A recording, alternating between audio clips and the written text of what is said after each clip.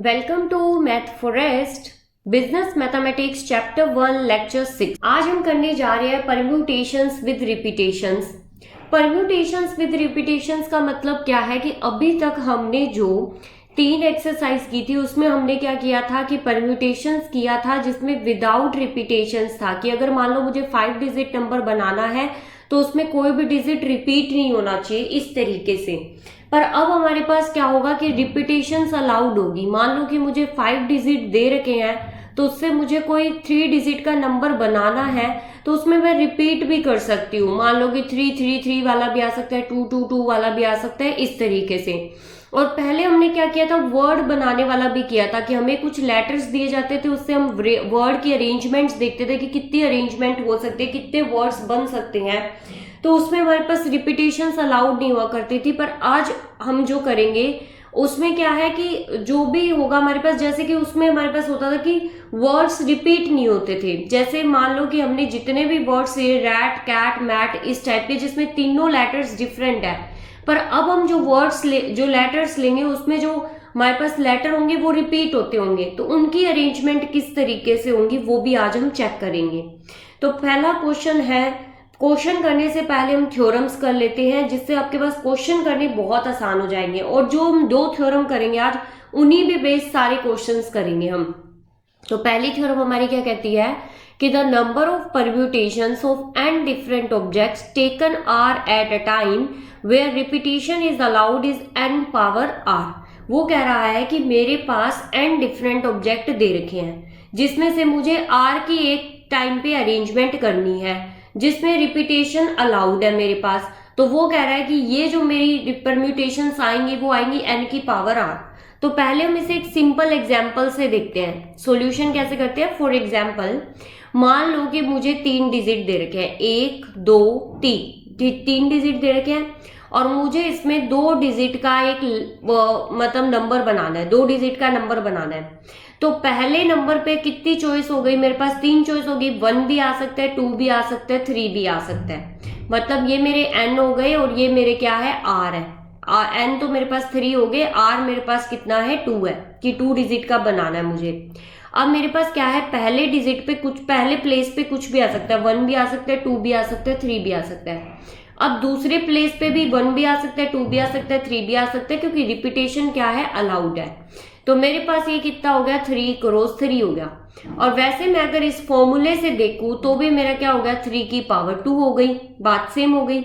अब हम इसे कहते हैं कि मुझे n नंबर ऑफ ऑब्जेक्ट्स दे रखे हैं और r को एक टाइम पे अरेंज करना है।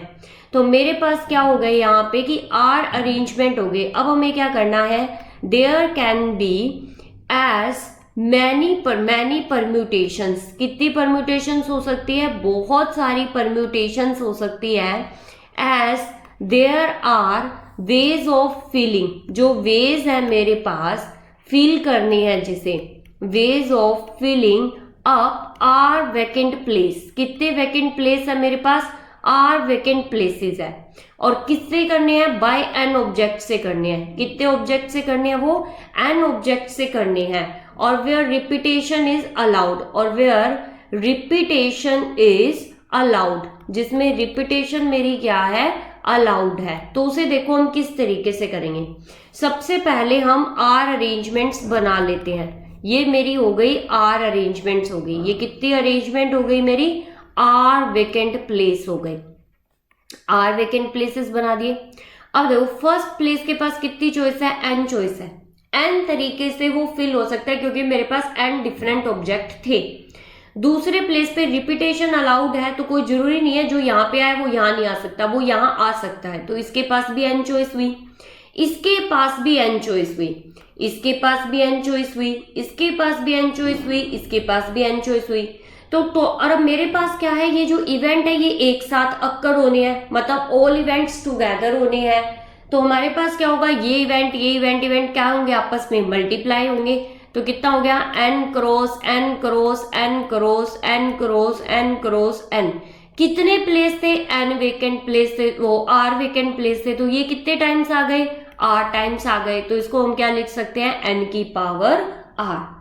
तो बस अब आपको देखना क्या है, आपको ये देखना है कि कितने नंबर ऑफ ऑब्जेक्ट्स दे रखे हैं और कितने नंबर ऑफ ऑब्जेक्ट्स को कितने अरेंजमेंट्स आपकी करनी है, मतलब कितने टाइम पे एक साथ लेने हैं, जैसे आर अरेंजमेंट करनी है या फिर किस तरीके से उनकी अरेंजमेंट करनी है। तो जो नंबर ऑफ डिफरेंट ऑब्जेक्ट होंगे, जो अरेंजमेंट होंगी, वो उसकी पावर हो जाएंगी। वो किस तरीके से होंगी वो हमने एग्जाम्पल आपको बता दिया था, ठीक है।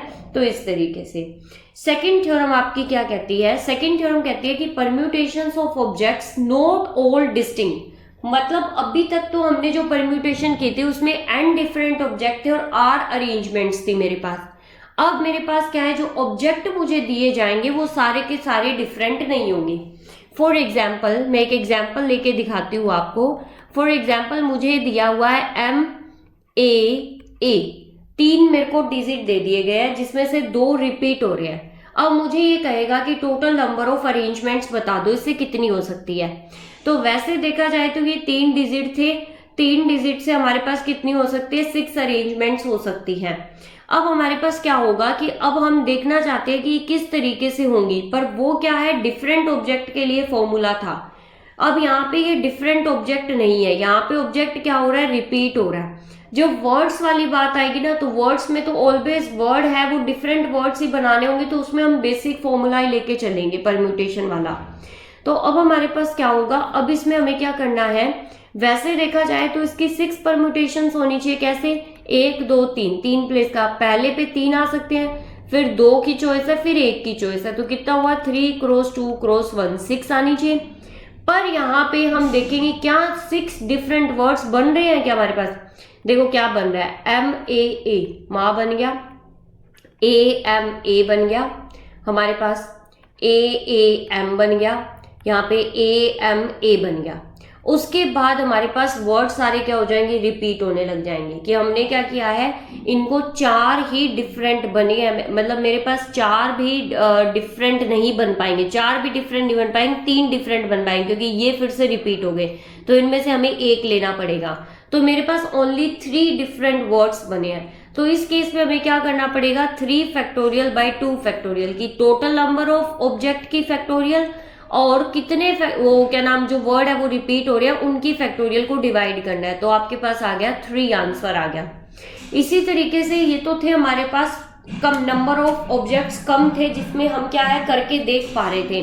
पर अब हमारे पास अगर नंबर ऑफ ऑब्जेक्ट्स n हो जाएंगे, हम करके नहीं देख पाएंगे, तो उसके लिए हमने फॉर्मूला निकालना है। वो फॉर्मूला क्या होगा, वो इस थ्योरम में है, to prove that the number of permutations of n objects. अब हम n डिफरेंट नहीं लिखा हमने, ओनली हमने लिखा है n objects taken all at a time, सबको एक साथ ही लेना है, मतलब n ऑब्जेक्ट की एक साथ अरेंजमेंट करनी है, n की n ऑब्जेक्ट की।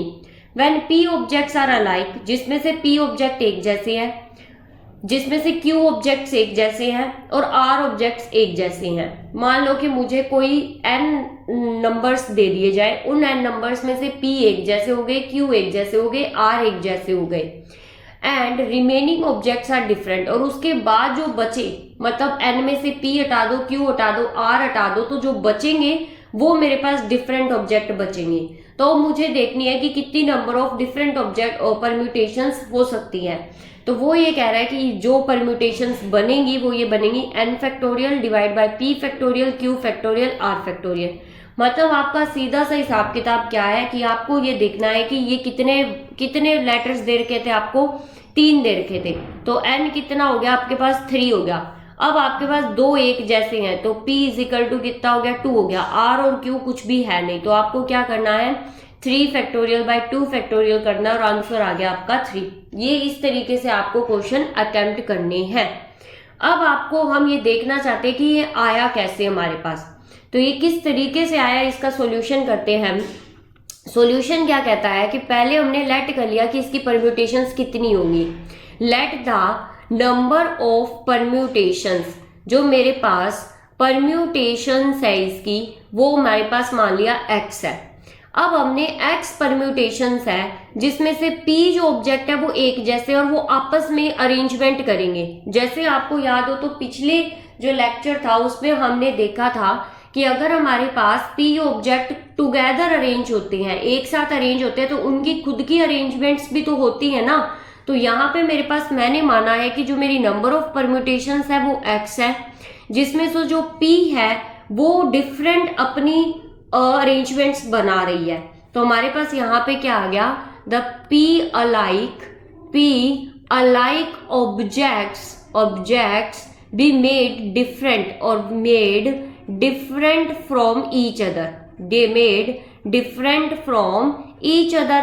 तो अब हमारे पास क्या होगा, उसके हिसाब से हमारे पास अब अरेंजमेंट कितनी हो जाएगी, P फैक्टोरियल अरेंजमेंट हो जाएगी कि P जो ऑब्जेक्ट है वो आपस में अरेंज हो रहे हैं P फैक्टोरियल वे से। तो अब हमारे पास यहाँ पे क्या आया, X अरेंजमेंट, जो मेरे पास X अरेंजमेंट है वो हमें कैसा देगा, अब गिव राइज टू, अब हमारे पास वो हो गया give rise to X dot P factorial way से हो गया। सिमिलरली अब मेरे पास इतनी परम्यूटेशंस हो गई है P ऑब्जेक्ट एक जैसे की, अब इन्हीं में Q ऑब्जेक्ट एक जैसे है वो आपस में कैसे अरेंजमेंट करेंगे, Q फैक्टोरियल की अरेंजमेंट करेंगे। तो सिमिलरली अब जो मेरे पास अरेंजमेंट हुई है, जो नंबर ऑफ वेज आए हैं मेरे पास वो कैसे हो गए, X dot P factorial dot Q factorial हो गए। सिमिलरली अब जो मेरे पास R ऑब्जेक्ट थे वो एक जैसे थे, उन्होंने आपस में कैसे अरेंजमेंट किया है, तो वहां आएंगे टोटल नंबर ऑफ वेज, अब मेरे पास आ गए X dot P factorial dot Q factorial dot R factorial, क्योंकि ये सारे इवेंट एक साथ हो रहे हैं। पर मेरे पास तो n ऑब्जेक्ट्स थे और n ऑब्जेक्ट की टोटल नंबर ऑफ परम्यूटेशंस कितनी होती है, n फैक्टोरियल्स होती है। तो यहां पे मेरे पास क्या हो जाएंगे, all objects now being different can be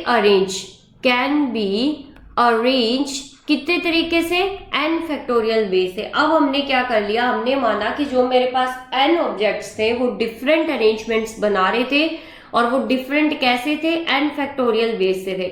मुझे तो x परम्यूटेशंस चाहिए जिसमें से P ऑब्जेक्ट एक जैसे, Q ऑब्जेक्ट एक जैसे, R ऑब्जेक्ट एक जैसे है। अभी मैंने जो परम्यूटेशन निकाली है X, P, Q और R को लेके, वो मैंने ये माना था कि P मेरे पास डिफरेंट अरेंजमेंट बना रहे थे, Q डिफरेंट अरेंजमेंट बना रहे थे, R डिफरेंट अरेंजमेंट बना रहे थे और X मेरी परम्यूटेशंस थी इनके साथ। और यहाँ पे हमने माना है कि N मेरे डिफरेंट ऑब्जेक्ट्स थे जिसकी अरेंजमेंट X N फैक्टोरियल होनी चाहिए।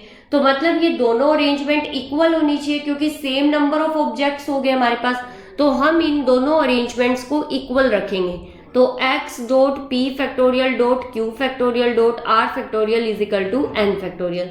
एक्चुअल में मुझे निकालनी किसकी है, x परम्यूटेशंस की निकालनी है। वो तो हमने अज्यूम करी थी ना कि ये मेरे पास परम्यूटेशन है, तो x किसके इक्वल आ गई, N factorial, P factorial, Q factorial, R factorial. ये आपकी अरेंजमेंट हो गई जब आपके पास सारे के सारे जो वर्ड है या सारे के सारे जो लेटर है जो कि डिफरेंट नहीं है, उनमें से कुछ एक लेटर्स रिपीट करते हैं, तो आपको इस तरीके से उसकी परम्यूटेशन निकालनी है। तो अब आपके पास बहुत ही आसान से दो फॉर्मूले आ गए, उन दो फॉर्मूलों का यूज करके आपको सारे क्वेश्चंस आ जाएंगे, बिल्कुल आसानी से आपके क्वेश्चंस हो जाएंगे। अभी अगर आपको ये थ्योरम समझ नहीं आती है तो आपको कोई टेंशन लेने की जरूरत नहीं है, क्योंकि आपके थ्योरम्स पेपर में नहीं आएंगी, आपको बस समझना था। अगर समझ आया तो वेल एंड गुड है, अदरवाइज आप उस तरीके से भी समझ सकते हो कि पहले आप काउंटिंग वे से लेके चल सकते हो, कि फाइनाइट ऑब्जेक्ट लेके चल सकते हो, उनके अरेंजमेंट करके देख सकते हो, फिर ये फॉर्मूला अप्लाई करके देख सकते हो, आपको दिखेगा दोनों में रिजल्ट क्या आ रहे हैं, सेम आ रहे हैं। अब आपके पास क्या आते हैं, एग्जाम्पल्स आते हैं। तो पहला एग्जाम्पल हमारा क्या कहता है, in how many ways can different 6 rings be drawn on the 4 fingers of a hand.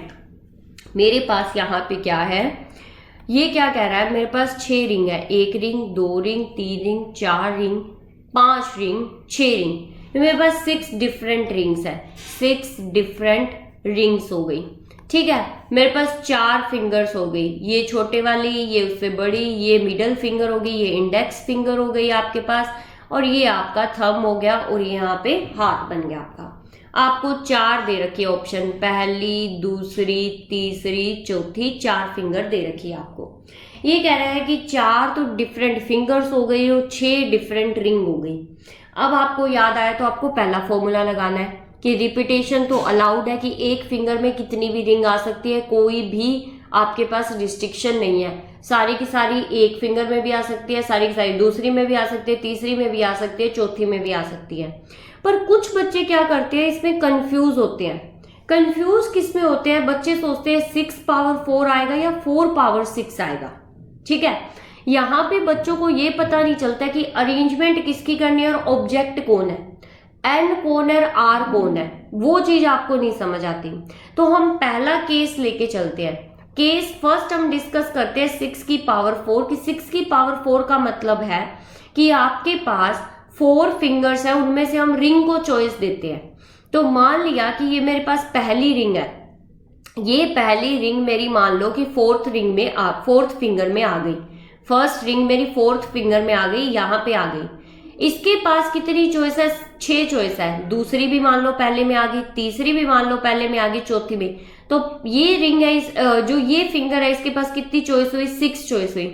पर आपको एक चीज क्लियर है कि अगर एक रिंग एक फिंगर में आ जाती है तो वो दूसरे में नहीं आती, क्योंकि चारों फिंगर के जो साइज है वो डिफरेंट है। तो अगर एक फिंगर पहली रिंग में आ जाती है तो इसका मतलब वो दूसरी फिंगर्स में नहीं आ सकती, क्योंकि उसके साइज डिफरेंट हो गई। पहली फिंगर को तो 6 चॉइस मिल गई, पर दूसरी फिंगर के पास 6 चॉइस नहीं रहेगी, क्योंकि अगर एक फिंगर इस रिंग में आ गए तो वो दूसरी रिंग में नहीं आ सकती, साइज इशू होता है। तो इसके पास फिर चॉइस नहीं बचेगी 6 रिंग की। तो इसका मतलब 6 पावर 4 मेरा क्या हो गया, गलत हो गया क्वेश्चन। ये मेरे पास जो आप कर रहे थे ये तरीका सही नहीं था। केस सेकंड वाला हमारा सही है, 4 पावर 6। अब हमारे पास क्या हो गया, 6। अब हम फिंगर्स को चॉइस देंगे, रिंग्स को चॉइस देंगे फिंगर की।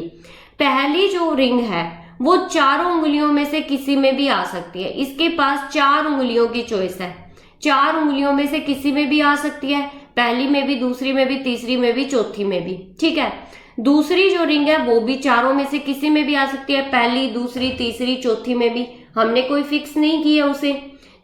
अभी इसमें यह भी नहीं है कि रिपीटेशन नहीं हो सकती। मान लो पहली जो रिंग थी वो पहली रिंग में आ गई, दूसरी थी वो भी पहली में आ गई मान लो, तो कोई दिक्कत की बात नहीं है। तीसरी जो रिंग है उसके पास भी 4 चॉइस है, चौथी रिंग के पास भी 4 चॉइस है, पांचवी के पास भी 4 चॉइस है, छठी के पास भी 4 चॉइस है। तो सारे इवेंट एक साथ होने हैं, तो ये कितने हो गए, 4 इंटू 4 इंटू 4 इंटू 4 इंटू 4। तो कितना आ गया, 4 की पावर 6। और अगर हम डायरेक्ट फॉर्मूला लगाते तो हमारे पास n कितना था, 4, r कितना था, 6। तो फॉर्मूला कितना बन जाता, n की पावर r। तो हमारे पास क्या हो गया, ये बहुत ही आसान क्वेश्चन था। अब मान लो अभी अगर किसी को नहीं समझ आया, हम फिर भी दोबारा इसका तरीका ले सकते हैं। अब मैं इसको ऑल्टरनेट तरीके से समझाती हूँ। ऑल्टरनेट तरीके में मैंने 6 की 6 रिंग के कलर रख दिए। रेड रिंग, ठीक है, येलो रिंग, ये मेरी येलो रिंग हो गई, ये मेरी पिंक रिंग हो गई, एक पिंक रिंग हो गई मेरे पास, एक मेरे पास ब्लू रिंग हो गई, ये मेरे पास ब्लू रिंग है, रेड येलो पिंक ब्लू, एक मेरे पास ग्रीन रिंग हो गई है। ठीक है, और हम क्या ले सकते हैं, एक ब्राउन रिंग ले सकते हैं, एक मेरे पास ब्राउन रिंग हो गई। अब मेरे पास 4 फिंगर्स है, ये मेरे पास 4 फिंगर्स हो गई, ये मेरा हाथ हो गया, इसमें मेरे पास 4 फिंगर्स हो गई। अब देखो वही क्वेश्चन 2 तरीके से अराइज होगा, केस 1 और केस 2 से, केस 1 एंड केस 2 से। अब आप सोच रहे हो मैडम बहुत ही फोकस कर रहे हैं इस क्वेश्चन पे, अभी तो आपके पास बुक होएगी सामने, सॉल्व एग्जाम्पल होगा, आपको बहुत आसान लग रहा होगा, पर आप जब पेपर में करने बैठोगे तब कुछ बच्चे कंफ्यूज हो जाते हैं एन और आर में। उनके लिए ये लॉजिकल तरीका है कि किस तरीके से आपको सोचना है। अब हम देते हैं फिंगर्स को चॉइस देते हैं, पहले हमने रिंग को चॉइस दी थी, अब हम फिंगर्स को चॉइस देते हैं। मतलब हम क्या करते हैं, आर की जगह मतलब ये रख के देखते हैं। पहला केस हम 6 की पावर 4 देख रहे हैं, दूसरा केस 4 की पावर 6 होगा। तो अब हमारे पास यहाँ पे क्या है कि हमने पहली फिंगर में, मान लो रेड कलर है वो पहली फिंगर में आ गया। अब रेड कलर पहली फिंगर में आ गया, पहली फिंगर के पास 6 चॉइस है, इसमें रेड भी आ सकता है, येलो भी आ सकता है, पिंक भी आ सकता है, ब्लू भी आ सकता है, ग्रीन भी आ सकता है, ब्राउन भी आ सकता है, कोई सा भी कलर आ सकता है। मान लिया इसके पास 6 चॉइस थी, टोटल 6 चॉइस थी, जिसमें से मैंने रेड इसके अंदर आ गया, रेड इसके अंदर आ गया, तो रेड बाकी 3 में किसी के अंदर नहीं आ सकता। अब मुझे ये कैंसिल करना पड़ेगा इन सब चॉइस से, क्योंकि अगर कोई रिंग पहली फिंगर में आती है मेरी तो देखो चारों जो फिंगर है वो सेम साइज की नहीं है, चारों फिंगर में अलग अलग साइज की रिंग आती है, और जो नॉर्मल इंसान होता है उन सबकी रिंग फिंगर ऐसी ही होती है। तो अब आपके पास क्या है कि रेड अगर फर्स्ट फिंगर में आ गई है तो वो बाकी 3 में नहीं आ सकती। तो इसका सीधा सीधा असर क्या होता है कि जो मेरी मिडल फिंगर है उसके पास 5 चॉइस रह गई, 6 होने की बजाय इसके पास कितनी चॉइस हो गई, 5 चॉइस हो गई। तो इसका मतलब अगर 6 की पावर 4, मैं ये सोच रही थी कि इसके पास भी 6 चॉइस, इसके पास भी 6, इसके पास भी 6, इसके पास भी 6, तो जो मेरी अरेंजमेंट थी वो 6 की पावर 4 थी, पर एक्चुअल में जो मेरी अरेंजमेंट बन रही है वो कम बन रही है। तो इसका मतलब जब 6 की पावर 4 हम कर रहे हैं तो वो हमें नंबर ऑफ अरेंजमेंट है वो मोर दे रही है, ज्यादा अरेंजमेंट दे रही है एक्चुअल अरेंजमेंट से। अब हम करते हैं 6 की पावर 4 की पावर 6 वाला केस, मतलब अब हम फिंगर रिंग को चॉइस देते हैं कि रिंग कैसे, पहले हमने फिंगर को चॉइस दी कि फिंगर के पास कैसे कैसे रिंग आ सकते हैं, अब हम रिंग को चॉइस देते हैं कि रिंग कौन सी फिंगर में। जैसे ब्राउन रिंग है, ब्राउन रिंग के पास 4 चॉइस है, वो पहली में भी जा सकती है, दूसरी में भी, तीसरी में भी, चौथी में भी, किसी भी 4 फिंगर में जा सकती है। मान लो इसने कोई फिंगर चूज कर ली तो इसके पास चॉइस कितनी हुई थी, 4। अब जो ग्रीन है उसके पास भी 4 चॉइस हुई ना, कि वो पहली में भी आ सकते हैं, दूसरी में भी, तीसरी में भी, चौथी में, इसके पास भी 4 चॉइस हुई, तीसरी के पास भी 4, चौथी के पास भी 4, तो इस तरीके से इसके पास कितनी होगी, 4 की पावर 6। तो आपका जो राइट आंसर है वो है 4 की पावर 6। सेकेंड एग्जाम्पल और अच्छे से समझ आ जाएगा आपको। सेकेंड एग्जाम्पल क्या कहता है कि how many ways can 6 Apple B distributed among 3 boys, कि आपके पास किस तरीके से हम, कितने तरीके से हम 6 जो एप्पल है उन्हें 3 बॉयज में डिस्ट्रीब्यूट कर सकते हैं, there being no restriction to the number of apple can each boy may get. इसमें कोई रिपीटेशन नहीं है, मतलब एक बच्चे को 6 के 6 एप्पल भी मिल सकते हैं, दूसरे बच्चे को भी 6 के 6 मिल सकते हैं, तीसरे को भी 6 के 6 मिल सकते हैं। इसका मतलब कोई रिपीटेशन नहीं है, कोई भी अरेंजमेंट नहीं है ऐसा कि एक बच्चे को 2 मिलने चाहिए, एक बच्चे को 3 मिलने चाहिए, एक बच्चे को 4 मिलने चाहिए, एक बच्चे को कितने भी एप्पल्स मिल सकते हैं। तो इसका हम सॉल्यूशन करते हैं। अब कुछ बच्चे क्या करेंगे, 3 की पावर 6 करेंगे, 6 की पावर 3 करेंगे, ये उनके लिए बहुत ही डिफिकल्ट है। तो इसका जो एक्चुअल आंसर है, एक्चुअल जो सॉल्यूशन है, एक्चुअल नंबर ऑफ वेज वो कितने होंगे आपके पास, 3 की पावर 6 होंगे 7 to 9, कि 3 आपके पास जो आपके पास एप्पल बना दिए मैंने, ये मेरे पास 1 Apple, 2 Apple, 3 Apple, 4 Apple, 5 Apple और 6 एप्पल, मतलब एप्पल्स को डिस्ट्रीब्यूट करना है। और हमारे पास कौन हुए, एप्पल्स हुए, तो ये एप्पल तीनों बच्चों में से किसी के पास भी जा सकता है। तो इस एप्पल के पास कितने बच्चों की चॉइस है, 3, मतलब B1, B2, B3, 3 बॉयज बना दिए मैंने। ये B1 के पास भी जा सकता है, B2 के पास भी, B3 के पास, तो 3 चॉइस हुई। ये भी B1, B2, B3 में से किसी के पास भी जा सकता है, इसके पास भी 3 चॉइस हुई, इसके पास भी 3 चॉइस, इसके पास भी 3 चॉइस, इसके पास भी 3 चॉइस। तो एक्चुअल आंसर क्या हुआ, 3 की पावर 6। अब कुछ बच्चे क्या करते हैं, 6 की पावर 3 कर सकते हैं, वो कर देते हैं, पर वो गलत आंसर है। 6 की पावर 3 में आपके पास क्या है कि 6 की पावर 3 आपके पास क्या है, उसका मतलब ये है कि अभी आपने एप्पल्स को चॉइस दिया, फिर आप बॉयज को चॉइस देते हो, तो मतलब उस केस सेकंड जो रोंग है, 6 की पावर 3 जो कि रोंग है, ये कैसे रोंग है कि B1, B2, B3। अब आपने अरेंजमेंट की जगह, R की जगह किसको रखा, बच्चों को रखा, और N की जगह आपने सेब को रखा। तो अब क्या होगा, इसके पास मान लो 6 सेब की चॉइस है, इसको 6 के 6 सेब मिल सकते हैं। मान लिया कि इसको 1 सेब मिल गया, जैसे इसने 1 सेब खाया, इसके पास सेब कितने बच गए, 5 बच गए, तो दूसरे को तो 6 के 6 नहीं मिल सकते ना, फिर तो वो गलत हो गया। तो जो एक्चुअल अरेंजमेंट मिलती है वो हमें कम मिलती है। पर अगर मैं ये बोलूं कि इसके पास भी 6 है, इसके पास भी 6 है, तो ये मेरा गलत हो जाएगा, क्योंकि एक्चुअल में 6 6 6 आ ही नहीं सकते। अगर इसके पास 1 डिस्ट्रीब्यूट हो जाता है तो हमारे पास इसके पास 6 नहीं बचेंगे, इसके पास कम बचेंगे। तो 6 की पावर 3 मुझे मोर अरेंजमेंट्स देती है as compare to actual arrangement. तो ये केस मेरा रॉन्ग हो जाता है, एक्चुअल जो मेरा केस है वो ये बनेगा। ठीक है, नेक्स्ट क्वेश्चन हमारा क्या है, in how many ways can be 3 prizes be distributed among 4 boys. ये कह रहा है कि कितने तरीके से आप 3 प्राइज को डिस्ट्रीब्यूट कर सकते हो 4 लड़कों में। पहला जो वो केस बता रहा है वो कह रहा है कि a boy may get any number of prizes, कि किसी भी लड़के को कितने भी नंबर ऑफ प्राइज मिल सकते हैं, तो आपका आसान सा तरीका है सॉल्यूशन। फर्स्ट तो क्या कह रहा है कि हमारे पास क्या हुआ, आर कितने हुए 3, प्राइजेस कितने हुए 3 एंड एन कितने हुए 4, लड़के कितने हुए आपके पास 4 हो गए। तो आपके पास कितना होगा, रिपीटेशन अलाउड है तो कितना हुआ n की पावर r, तो 4 की पावर 3, तो आपके पास कितना आ गया 64। आसान सा है कि आपके पास 3 प्राइस थे 1 2 3, P1 P2 P3, इसके पास 4 चॉइस थी, ये B1 B2 B3 B4, 4 लड़कों में से किसी के पास भी जा सकता था। इसके पास भी 4 चॉइस थी, इसके पास भी 4 चॉइस थी। सारे इवेंट एक साथ होने थे तो इनको मल्टीप्लाई कर दिया तो 4 रेज की पावर 3 क्या आ गया, आपका एक्चुअल आंसर आ गया, क्योंकि कोई भी रिस्ट्रिक्शन रही थी। अब ये दूसरा केस क्या कहता है कि no boy get all the prizes, कि कोई भी लड़का सारे के सारे प्राइज नहीं ले सकता।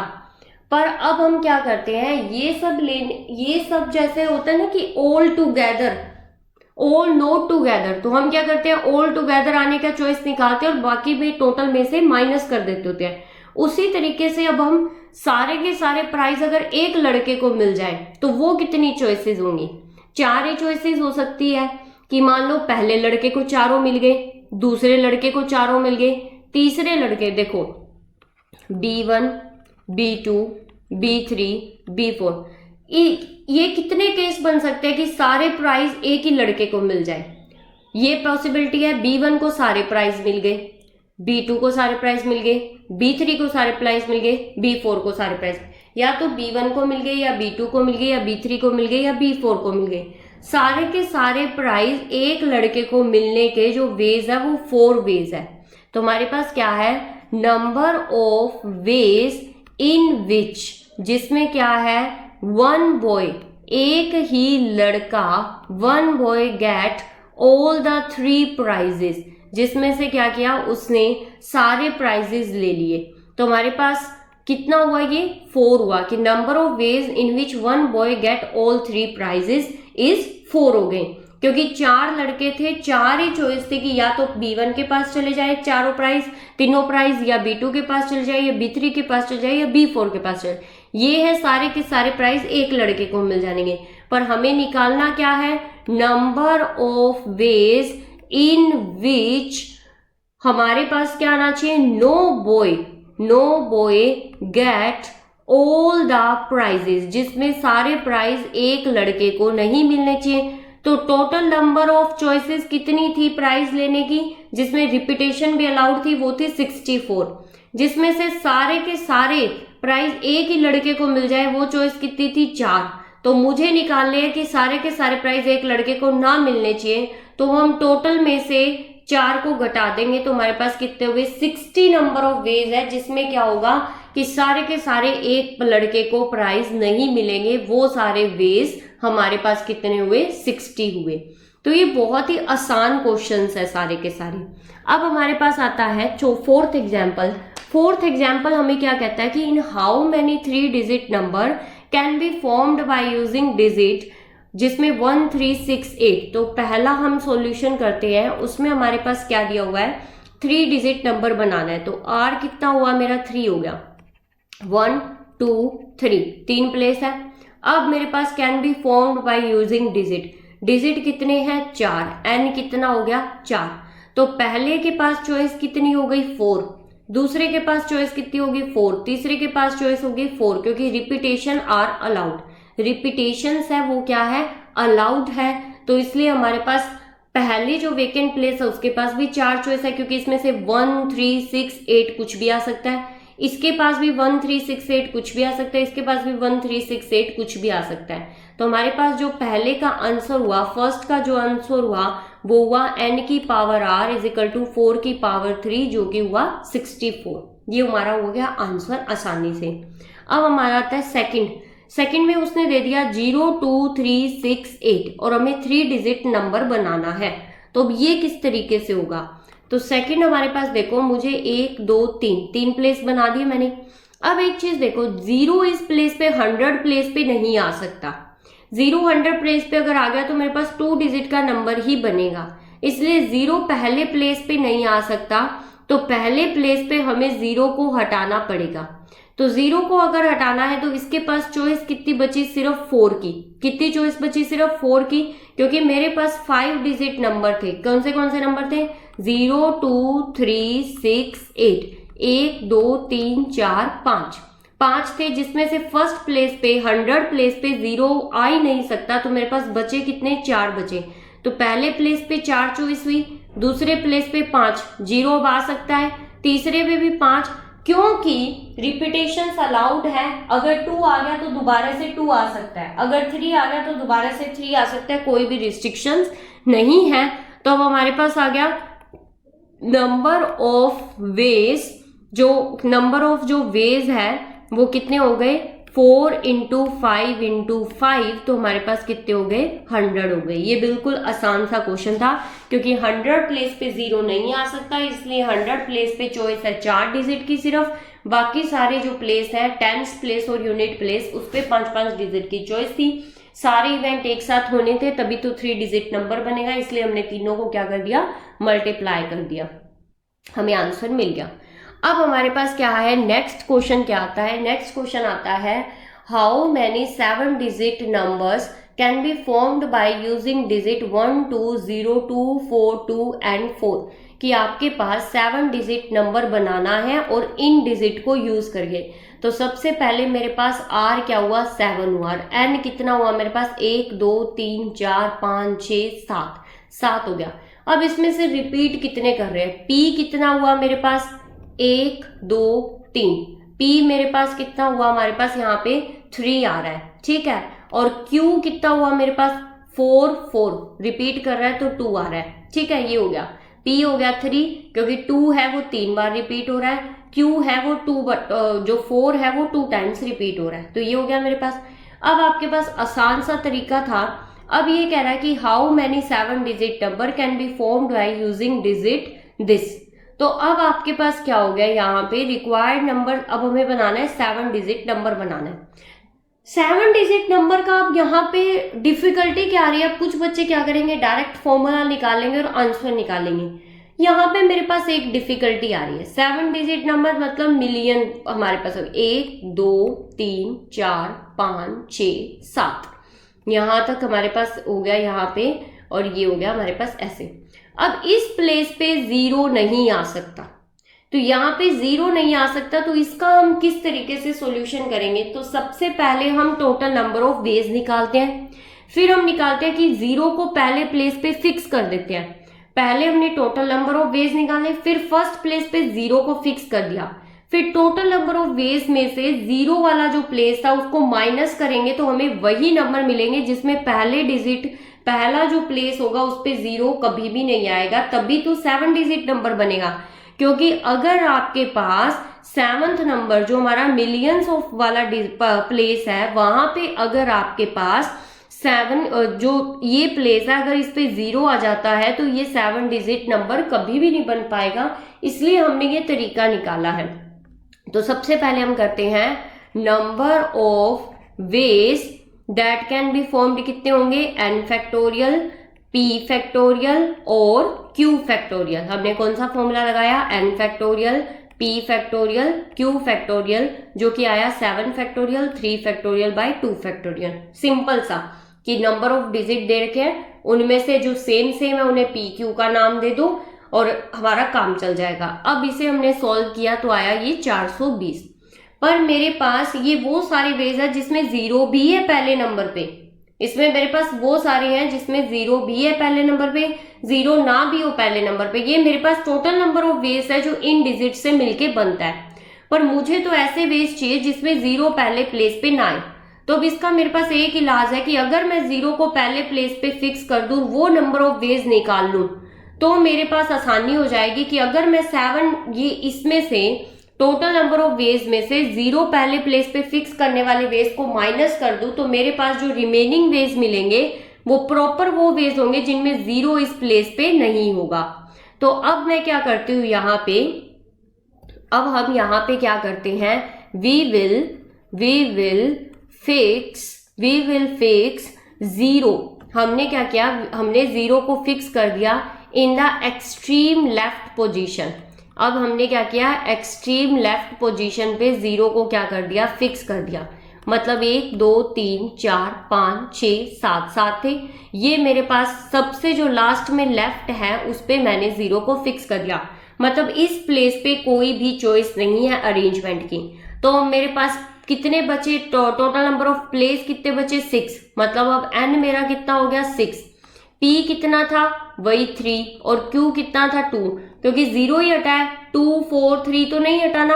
तो अब मेरे को निकालने हैं number of veg when 0 fix eight extreme left position. तो कितने आए मेरे पास, 6 फैक्टोरियल, 3 फैक्टोरियल, 2 फैक्टोरियल। फॉर्मूला तो सेम ही लगेगा क्योंकि एक प्लेस ही हमने उसमें से क्या किया है, गायब किया है, जो 0 फिक्स कर देता है उस प्लेस पे। तो ये आए मेरे पास 60 वेज आ गए।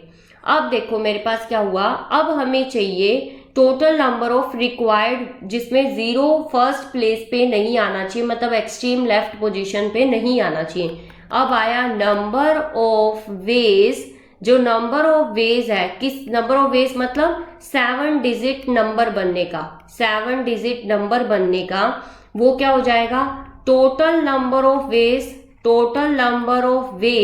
Minus number of veg 0 fix eight extreme left position.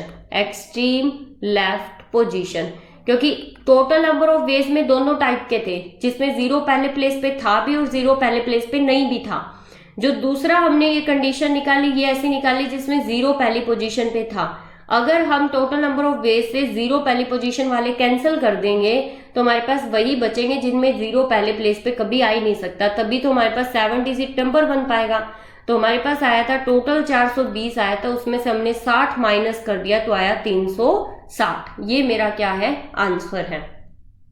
अब हमारे पास नेक्स्ट देखो क्या है, नेक्स्ट एग्जाम्पल क्या कहता है कि how many number greater than 4 lakh, 4 lakh से बड़े वाले नंबर देखने हैं मुझे, can be formed by using the digits 0 2 2 4 4 5।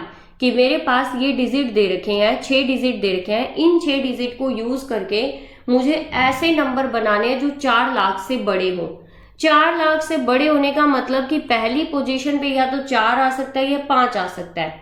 तो हमारे पास क्या हुआ, 6 डिजिट नंबर बनाना है हमें, और 6 डिजिट नंबर ऐसा बनाना है जो क्या हो, ग्रेटर देन 4। जो मेरे पास 1 2 3 4 5 6 6 डिजिट नंबर होगा जो ग्रेटर देन किससे हो, 4 लाख से ग्रेटर होना चाहिए, ऐसा नंबर मुझे बनाना है। तो हमारे पास क्या होगा, सो दे कैन बी बिगन, जो हमारे पास है नंबर होगा 6 डिजिट, वो किससे स्टार्ट होगा, बिगिन विथ आइदर 4 और 5। क्योंकि 4 लाख से बड़ा होने के लिए जो पहली पोजीशन है उससे या तो 4 होना चाहिए 5 होना चाहिए, क्योंकि 4 से स्टार्ट होगा उसके बाद में कोई भी नंबर आए पीछे वो 4 लाख से बड़ा बना ही देगा, और 5 से स्टार्ट होगा तो ऑब्वियस है 5 लाख से जो नंबर होगा वो 4 लाख से तो बड़ा होता ही होता है। तो मेरे पास 2 केस बनते हैं, टोटल नंबर्स कितने बनेंगे इन डिजिट को यूज करके। तो मेरे पास केस कितने बनते हैं, 2 केस बनते हैं, एक तो 4 लाख वाली सीरीज के, एक 5 लाख वाली सीरीज के। तो फर्स्ट प्लेस पे मैंने 1 2 3 4 5 6, फर्स्ट प्लेस में मैंने 4 को क्या कर दिया, फिक्स कर दिया। मतलब कि when 4 occupies the extreme left position पे आ गया मेरा 4। तो अब मुझे देखने हैं कि 4 वाली सीरीज के कितने नंबर होंगे। तो अब मेरे पास क्या हो गया, 4 पहली पोजीशन पे आ गया। तो मेरे पास अभी हमारे पास क्या है, हमने 4 को फर्स्ट प्लेस पे फिक्स कर दिया। तो रिमेनिंग नंबर्स कितने बचे हमारे पास, रिमेनिंग जो डिजिट्स है मेरे पास, रिमेनिंग डिजिट मेरे पास बचे 0 2 2 4 5। कि मेरे पास 5 डिजिट, एक डिजिट तो 4 यूज हो गया पहली पोजीशन पे, बचे कितने 1 2 3 4 5। तो n कितना आ गया मेरे पास 5। इन 5 में से रिपीट कौन कर रहा है, 2 रिपीट कर रहा है, तो p कितना आ गया 2। तो हमने फॉर्मूला लगाया नंबर ऑफ वेज कितने आए, नंबर ऑफ वेज क्या, number of digit, number of numbers कितने बने मेरे पास, यहाँ पे नंबर ऑफ वेज तो रहने दो आप, नंबर कितने बने मेरे पास, टोटल नंबर कितने आगे, जो 4 लाख से बड़े थे वो आगे मेरे पास 5 फैक्टोरियल बाई 2 फैक्टोरियल, क्योंकि n factorial by p factorial, तो मेरे पास आए 60 वेज आ गए। 4 लाख वाली सीरीज के कितने आ गए, 60 वेज हो गए। अब केस सेकंड आता है मेरे पास, केस सेकंड आता है जिसमें से 5 लाख वाली सीरीज, क्योंकि 4 लाख से बड़े वही नंबर हो सकते हैं जिसमें पहले प्लेस पे या तो 4 आए या क्या है 5 आए। अब हम क्या करते हैं, यहाँ पे हमने 1 2 3 4 5 6 यहाँ पे 5 को फिक्स कर दिया, मतलब when 5 occupies the extreme left position, हमने क्या किया, एक्सट्रीम लेफ्ट पोजीशन पे इसे क्या कर दिया, फिक्स कर दिया। तो अब मेरे पास रिमेनिंग डिजिट कितने हुए, रिमेनिंग जो मेरे पास डिजिट है वो कितने बचे, 0 2 2 4 4, मेरे पास ये 5 डिजिट बच गए। अब ये 5 डिजिट बच गया तो मेरे पास रिक्वायर्ड नंबर कितने बने, अब n कितना हो गया 5, 1 2 3 4 5, p कितना हो गया, मतलब जो रिपीट कर रहे हैं वो कितने हो गए 2, अब q कितना हो गया, रिपीट कौन कर रहा है 4 कर रहा है, कितने टाइम्स 2 टाइम्स, तो टाइम्स लिखना होता है यहाँ पे, तो q कितना हो गया 2, क्योंकि हमारे पास p भी 2 है q भी 2 है, क्योंकि एक नंबर 2 बार रिपीट कर रहा है, दूसरा नंबर भी 2 बार रिपीट कर रहा है, तो हमारे पास कितना आ गया, नंबर कितने आए मेरे पास 5 factorial by 2 factorial by 2 factorial, तो यहाँ मेरे पास कितने आ गए 30 वेज आ गए। तो टोटल नंबर्स कितने बन जाएंगे मेरे पास, यहाँ पे total number of number greater than 4 lakh, जो 4 लाख से क्या हो मेरे पास बड़े हो, वो कितने हो जाए,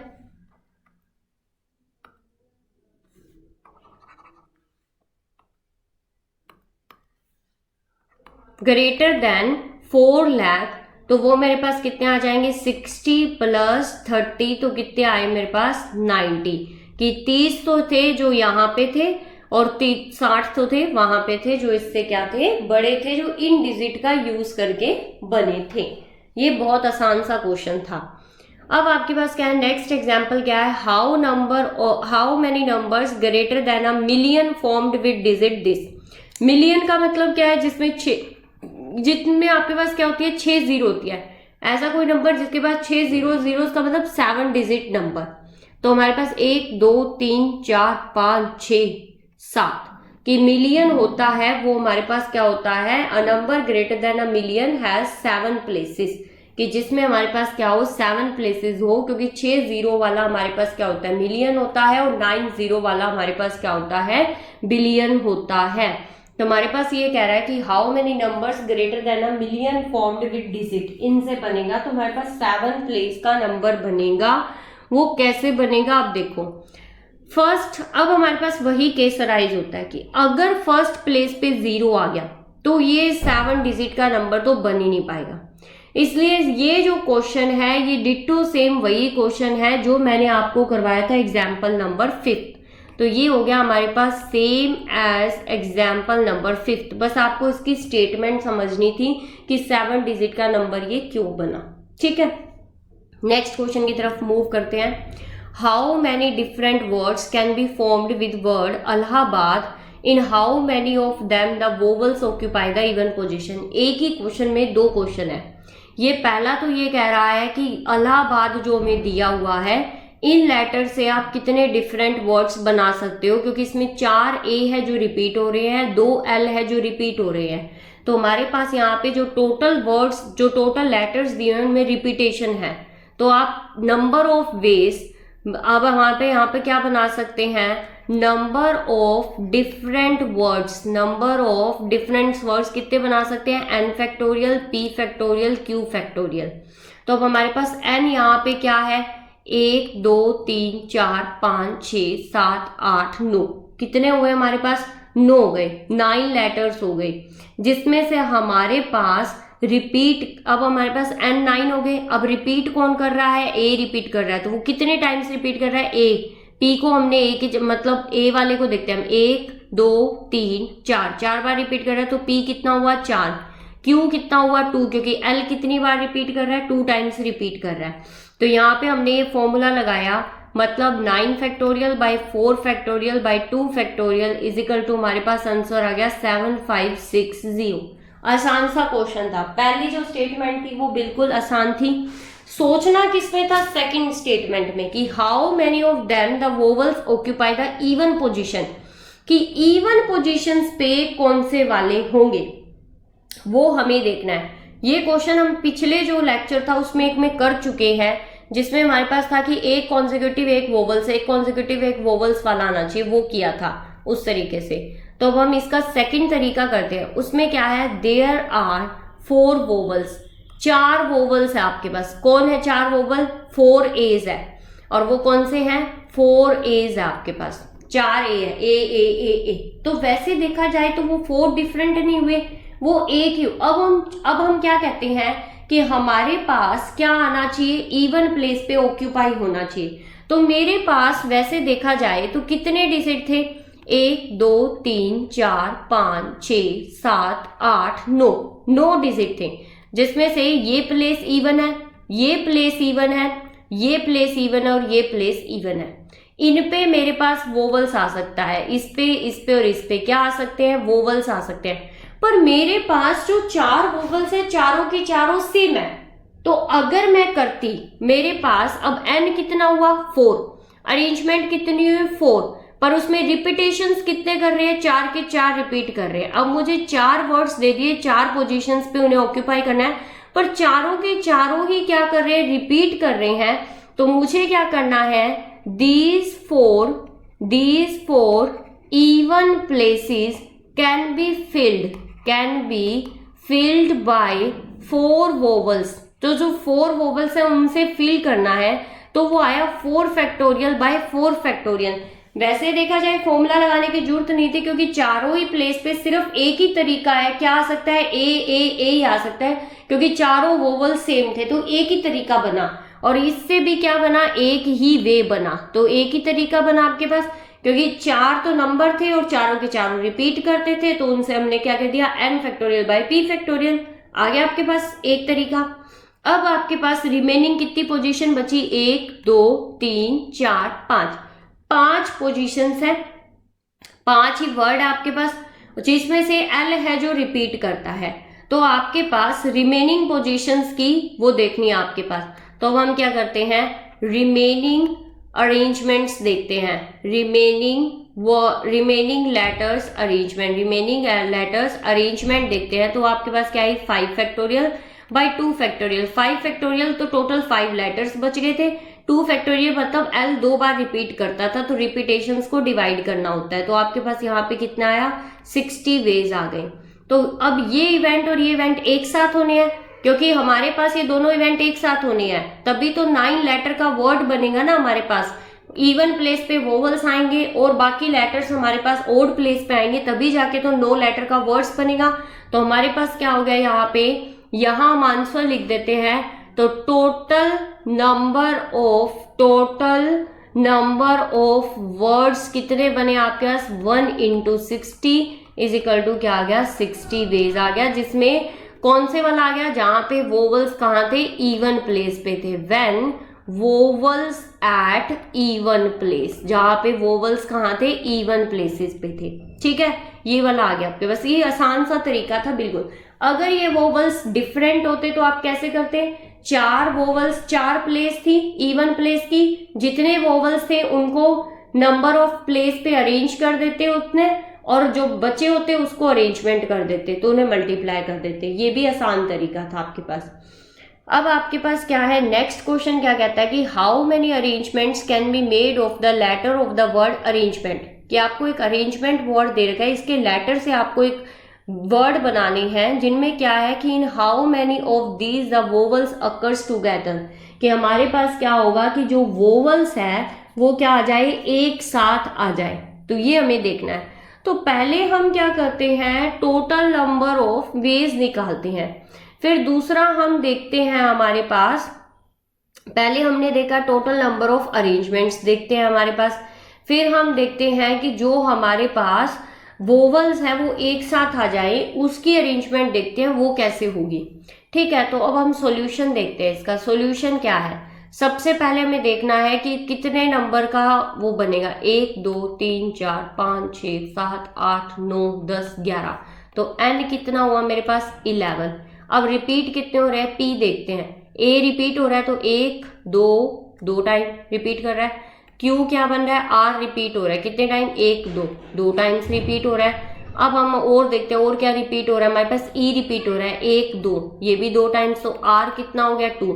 p q r s ले लेते हैं क्योंकि एक और नंबर हमारे पास रिपीट हो रहा है, वो कौन सा रिपीट हो रहा है, n, तो 1 2 ये भी 2 टाइम्स रिपीट हो रहा है। तो हमारे पास कितना आ गई, number of arrangements, number of arrangements कितनी आ गई मेरे पास 11 factorial by 2 factorial 2 factorial 2 factorial 2 factorial, तो आपके पास ये आ गया 249180, ये हो गया आपके पास। अब हमें क्या करना है, वोवल्स को एक साथ लेना है। सेकंड जो केस है मेरे पास वो है वोवल्स को एक साथ लेने का। तो आपको याद हो तो पिछले लेक्चर में हमने किया था कि जब हमारे पास जो नंबर ऑफ वेज होते हैं वो एक यूनिट में काम करते हैं, मतलब n नंबर में से हम कुछ नंबर्स ऐसे लेते हैं, p नंबर्स ऐसे लेते हैं जो एक साथ ही आएंगे, तो उनकी एक साथ की अरेंजमेंट अलग होती है और बाकी अरेंजमेंट अलग होती है, उसके हमने केस देखते हैं। तो अब देखो वोवल्स है कितने, एक तो a है और एक e है, तो टोटल कितने हो गए, 4 हो गए, 2 तो a हो गए 2 e हो गए, तो total number of vowels, total number of vowels कितने हो गए आपके पास 4, ए ए ई ई, तो ये 4 हो गए आपके पास। ठीक है, इनको एक यूनिट मानो, तो हम इसे एक यूनिट मानते हैं, इसे हमने क्या मान लिया, एक यूनिट मान लिया। अब हमारे पास क्या हो गया, let us treat these vowels, these 4 vowels as one letter, एक लेटर मानो इसे, क्योंकि इनको तो एक साथ ही आना है, चाहे ये बीच में आ जाए चाहे कहीं पे, भाई एक लेटर का काम करेंगे ये तो, क्योंकि इन्हें इकट्ठा आना है। अगर ये डिफरेंट डिफरेंट का काम करेंगे तो कभी इकट्ठे नहीं आ पाएंगे, तो इसे एक साथ आने के लिए जब भी हम अक्कर्स को इवेंट को कोई भी एक साथ आने का काम करते हैं तो उसे एक यूनिट मान के चलते हैं, तो हमने इसे एक लेटर मान लिया। अब वोवल्स हटाने के बाद बचे कितने, 7 में से इसे एक लेटर माना तो कितने हो गए टोटल 8। अगर वो नहीं करना चाहते तो n माइनस p प्लस 1 वाला फॉर्मूला लगाओ। n कितने थे 11, p कितने हैं, एक यूनिट में कितने काम कर रहे हैं 4, तो 4 माइनस करो प्लस 1, तो आपके पास कितना आ जाएगा 8 आ जाएगा। ठीक है, तो आपके पास जो रिमेनिंग लेटर बचे, रिमेनिंग कितने हुए, हमारे पास जो एक तो था वो यूनिट का, अब हमारे पास जो लेटर बचे, देन देयर आर 8 लेटर्स, वो 8 लेटर्स है कौन से ए ई ई, ये तो एक साथ आ रहे हैं तो इसे एक लेटर का नाम दिया। बाकी मेरे पास बचे R N G M N T, ये 8 है मेरे पास, तो n कितना हुआ मेरे पास 8। अब मुझे क्या करना है, रिपीटेशन कहाँ हो रही है, p कौन रिपीट कर रहा है, इसको नहीं देखना है, इसके अरेंजमेंट हम अलग से देखेंगे, ये इसे तो एक प्लेस मान के एक यूनिट मान के चलना है। तो अब इनमें से रिपीट कौन कर रहा है, r रिपीट कर रहा है, तो कितना हुआ 2 टाइम्स, n रिपीट कर रहा है कितने टाइम्स 2 टाइम्स, तो अब मुझे टोटल नंबर ऑफ वर्ड्स निकालने हैं, वो कितने हुए 8 factorial by 2 factorial by 2 factorial, तो कितना हो गया मेरे पास 10080। अब इनकी भी तो आपस में अरेंजमेंट होगी, ए हो सकता है, ए हो सकता है, ए हो सकता है, तो ये कितनी अरेंजमेंट हो सकती है। अब हम देखते हैं कोरस्पॉन्डिंग इन 4 वोवल्स की अरेंजमेंट, तो हम अब निकालेंगे, we will find arrangement of vowels, तो अब हम अरेंजमेंट ऑफ वोवल्स निकालेंगे, तो वोवल्स में कितने लेटर हुए 4 लेटर हुए, तो लेटर कितने हैं 4, तो n कितना हुआ 4, रिपीट कितने कर रहे हैं, p कितना आ रहा है 2, और मेरे पास q कितना आ रहा है 2, क्योंकि हमारे पास a भी रिपीट कर रहा है और e भी रिपीट कर रहा है, तो total number of arrangement, number of words कितने बनेंगे जिसमें वोवल्स एक साथ आए, 4 factorial by 2 factorial by 2 factorial, तो कितने आ गए मेरे पास यहाँ पे 6 वेज आ गए। अब मुझे ये इवेंट और ये इवेंट एक साथ होना है, क्योंकि इन्हें मिला के ही तो सारा वर्ड बनेगा, अलग अलग तो बन नहीं सकता। तो अब हमारे पास यहाँ पे क्या हो गए number of words in which vowels together, in which vowels occur together, वो कितने हुए 10080 इंटू 6, तो यहाँ जाएगा 60480। नेक्स्ट क्वेश्चन है, ये आपका होमवर्क है, काफी इजी क्वेश्चन है, बल्कि ये क्वेश्चन हम कर चुके हैं। अब नेवर अक्कर टुगेदर का मतलब है कि आप अक्कर टुगेदर का निकालो और टोटल में से माइनस कर दो। In how many different words can be formed with the letter of the words Bharat, in how many of these B and H R never occur together. Never occur together वाले जो case होते हैं उनमें क्या करो, occur together के case निकालो और टोटल नंबर में से माइनस कर दो। और दूसरा क्या हुआ, how many of this begin with B and end with T, मतलब बी और टी को फिक्स कर दो, तो 2 की चॉइस खत्म, तो बचे बीच में 4 के अरेंजमेंट करनी है, 4 फैक्टोरियल जिसमें से रिपीट हो रहा है a 2 टाइम्स, तो 4 फैक्टोरियल बाय 2 फैक्टोरियल वो जाएगा आपका आंसर। यहाँ पे आपके रिपीटेशंस के सारे केस खत्म हो जाते हैं। उसके बाद में जो आपके पास आएगी, वो जो परम्यूटेशन आएगी वो सर्कुलर परम्यूटेशन आएगी। तो यहां तक आपने क्या किया है, परम्यूटेशन विद रिपीटेशन कर लिया, परम्यूटेशन विद नॉन रिपीटेशन कर लिया है, फैक्टोरियल का चैप्टर भी कर लिया और परम्यूटेशन का बेसिक चैप्टर भी कर लिया। उसके बाद हमारे पास कॉम्बिनेशन स्टार्ट हो जाएगा, वो भी बिल्कुल इसी के जैसा। अगर परम्यूटेशन अच्छे से समझ आया तो कॉम्बिनेशन भी बहुत अच्छे से समझ आ जाएगा। तो अभी के लिए इतना ही। For notes, queries and PDF file of this video, join our Telegram channel, link in the description. Don't forget to like, share and subscribe the channel. Thank you.